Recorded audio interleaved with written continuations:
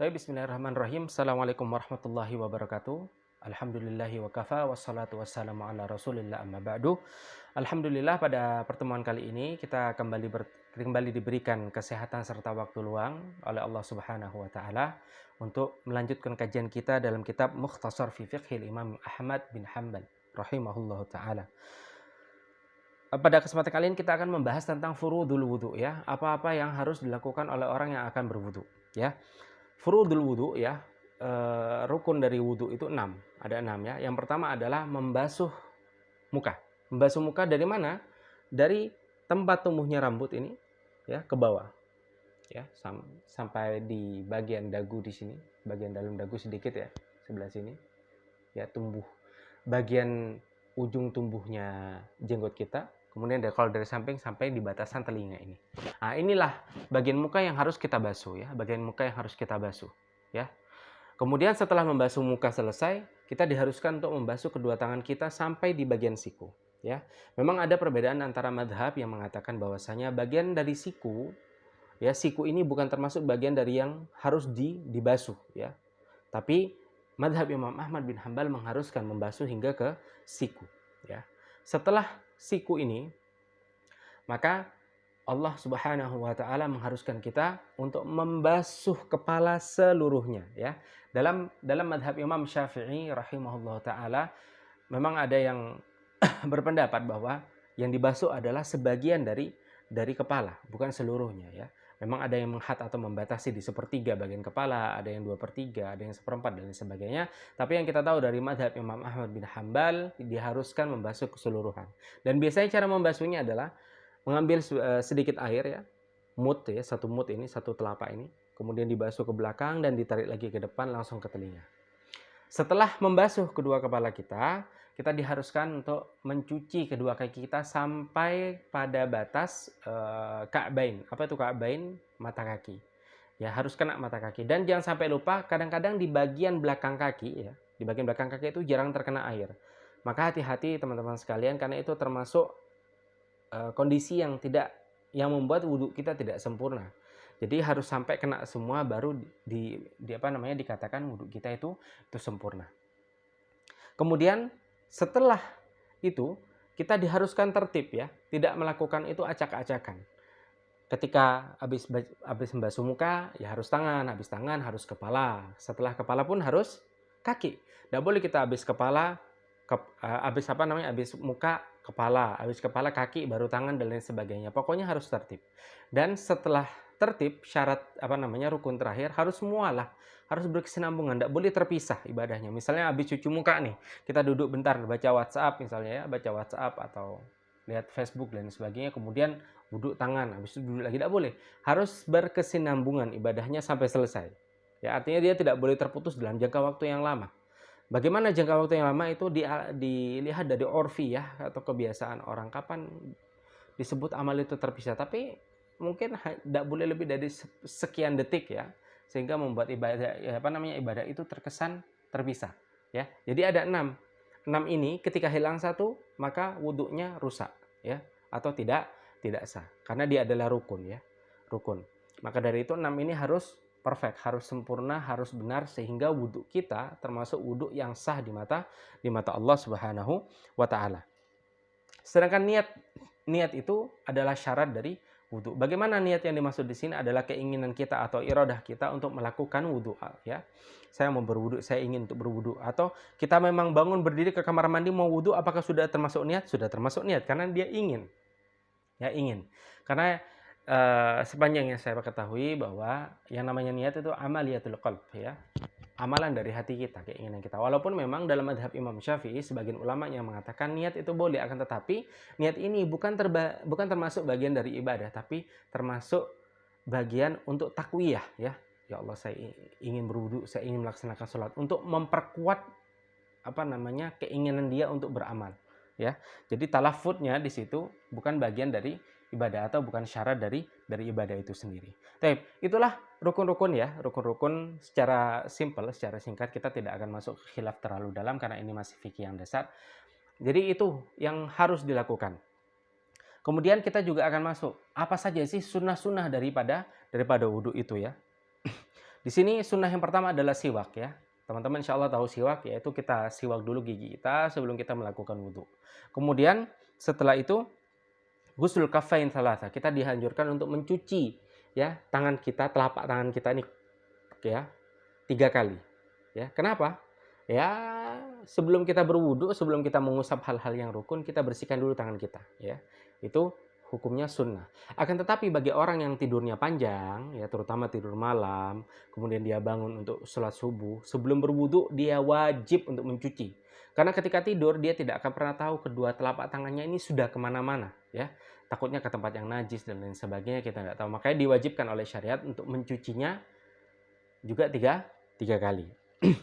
Kemudian setelah itu disunnahkan bagi kita sebelum kita membasuh muka kita, memulainya dengan madmadah wal istinsyaq ya, berkumur-kumur dan memasukkan air ke dalam hidung ya. Berkumur-kumur masukkan air ke hidung dan sela-sela jari ini juga dibersihkan. Itu juga termasuk bagian dari sunnah. Nah, kemudian ada satu lagi ya, yaitu membersihkan, ini bagi terutama yang jenggotnya tebal ya. Jadi dia dibersihkan dengan cara memasukkan jari ke sela-sela seperti ini. Ya, dibersihkan. Ya. Dengan hitungan ya 2 kali, 3 kali dibersihkan itu sudah tidak masalah ya, tidak masalah. Kemudian kita dianjurkan untuk menggunakan tangan kanan ya. Misalnya masih jenggot, kumur-kumur, kemudian istinsyak, masukkan air dalam hidung, itu pakai tangan kanan, jangan pakai tangan kiri ya. Tayamun. Kenapa? Karena dalam hadis Aisyah radhiyallahu taala menyebutkan bahwa Nabi sangat menyukai perbuatan yang dilakukan dengan kanan ya. Pakai sandal kanan ya. Makan kanan, ngambil sesuatu kanan dan lain sebagainya. Kecuali hal-hal yang memang syariat menjelaskan lebih afdal menggunakan tangan kiri. Itu hal yang berbeda. Akan tetapi ketika dia pakai tangan kanan ya, hal-hal lain yang baik yang thayyib, maka dianjurkan kita dianjurkan dalam syariat untuk menggunakan tangan kanan. Nah, yang terakhir adalah ketika selesai berwudu, kita dianjurkan untuk mengangkat kepala kita ke atas, ke langit ya, serta berdoa sebagaimana yang diriwayatkan ya. Insya Allah sudah pada tahu doa selesai berwudu. Nah, setelah kita bicara rukun, setelah kita bicara sunnah-sunnah, kita akan berbicara tentang hal-hal yang membatalkan wudu kita. Ya, ini sangat penting ya. Yang pertama yang membatalkan wudu adalah yang pertama adalah apa-apa yang keluar dari 2 lubang. Ya, entah dari depan atau dari belakang, semua yang keluar itu pasti membatalkan wudu. Yang kedua, termasuk yang di dalamnya ya, termasuk hal-hal yang keluar, sisa-sisa dari kotoran. Misalnya sudah buang air kecil ya, tapi ketika sudah wudhu, kita mau sholat, kok ada yang keluar lagi sedikit misalnya, itu juga termasuk membatalkan. Kentut juga seperti itu, keluar dikit misalnya, yang penting ada baunya. Atau kita setelah buang air besar ya, ternyata masih tersisa sedikit, maka itu juga termasuk hal yang membatalkan wudhu. Ya. Yang kedua adalah zawalul akli, hilangnya akal kita. Entah itu gila ya, entah itu tidur. Itu tidur termasuk orang yang akalnya sedang hilang. Nah, akan tetapi tidur di sini ada tidur yang diberikan rukhsah atau diberikan keringanan oleh syariat, yaitu tidur yang yasir ya. Tidur yang yasir dalam keadaan berdiri ataupun duduk. Ingat, berdiri dan duduk. Misalnya kita duduk gini, terus kita tertidur sebentar, tapi kita merasa masih mendengar, kita masih merasa, ini namanya naumun yasir. Itu termasuk tidur yang ringan gitu ya, karena dia masih sadar sebagian. Ya, sadar sebagian. Tapi dalam keadaan duduk dan tidur. Kenapa? Dalam keadaan duduk dan berdiri. Kalau dalam keadaan tidur, itu sangat berpotensi kentut itu keluar tanpa kita sadari. Sedangkan kalau dalam keadaan duduk, orang dalam keadaan duduk itu susah kentut. Kenapa? Karena bagian duburnya terbebani oleh badan kita sendiri, sehingga kentut itu tidak mudah keluar. Makanya di sini dalam syariat diberikan rukhsah atau keringanan, misalnya nunggu sholat agak ngantuk-ngantuk gini tapi masih mendengar apa-apa sekitarnya, orang-orang ngomong sih dengar walaupun tidak fokus, maka itu termasuk naumun yasir yang tidak membatalkan wudhu, kecuali memang Anda merasa bahwa Anda kentut misalnya. Itu lain lagi. Nah, ketika tidak merasa apapun dan itu termasuk tidur yang ringan, maka itu tidak membatalkan wudhu selama Anda dalam keadaan duduk ataupun berdiri.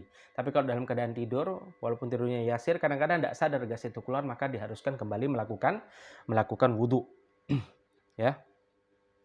Wa ghuslul mayyit, orang yang mencuci atau memandikan mayit ya, itu juga harus kembali berwudu, bahkan mungkin dianjurkan untuk mandi.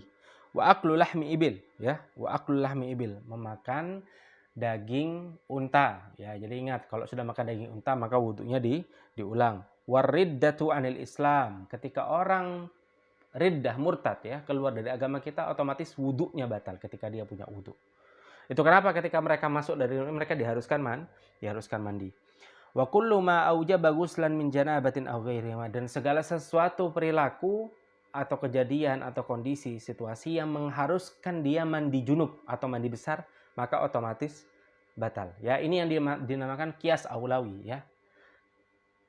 Ketika sebuah pekerjaan mengharuskan dia mandi besar, ya, apalagi cuman wudu, pasti batal. Wa massu farjin adamiyyin qubulan kana aw duburan biyadih, ya. Ketika kita memegang kemaluan, ya, entah yang depan atau yang belakang, nah, itu juga membatalkan wudu. Wa massu imra'atin bisyahwah, dan yang terakhir menyentuh wanita dengan syahwat. Nah, ini ada perbedaan pendapat, ya. Yang di al-massu di sini ada yang mendapat ya megang saja batal, yang pertama. Yang kedua, megang saja tidak batal, tapi kalau dia megang dengan syahwat baru batal.